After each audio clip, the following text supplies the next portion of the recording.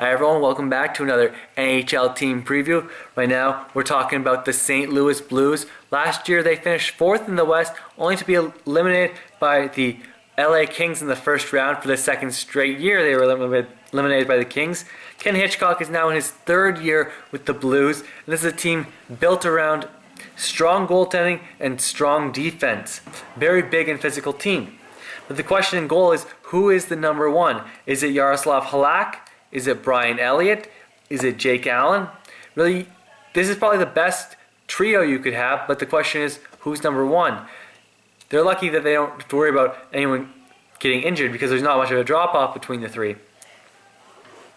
We look at the D-core, and it is very talented.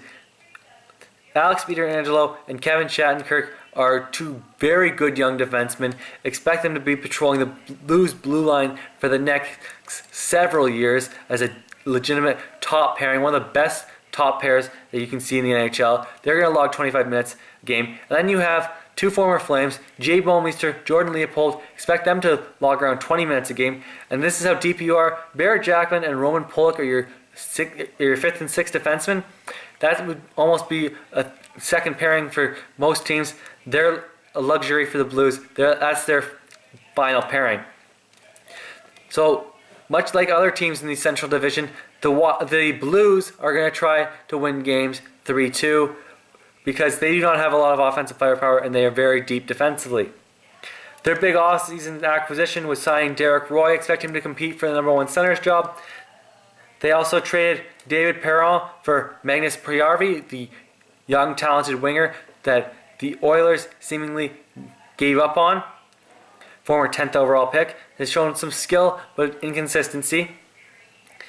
We're going to start looking at them in the middle, where it's TJ Oshie, Patrick Berglund are going to be two of their better offensive players. Berglund still trying to reach the potential of and justify that 25th overall pick. They signed Maxime Lapierre in the offseason, expect him to be the 4th line agitator, while they have Jaden Schwartz, former first round pick, waiting around.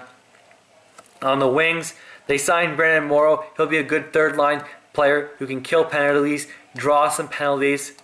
And Vladimir Sobotka, who I really liked when I saw him with Boston. I think he's a good player that can plug into a lot of roles.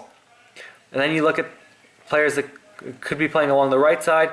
Chris Stewart, Vladimir Tarasenko, David Backes. That's a very good right side. Very talented, big and physical when you look at Stewart and Backes. Guys you can hit.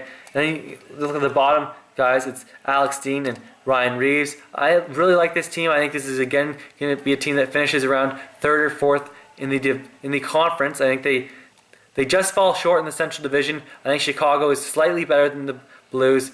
But this is definitely a team that's going to make it to the second round again. Be interesting to see who they run into. I think they could contend for a Western Conference title if all breaks right for them. That's my preview for the St. Louis Blues.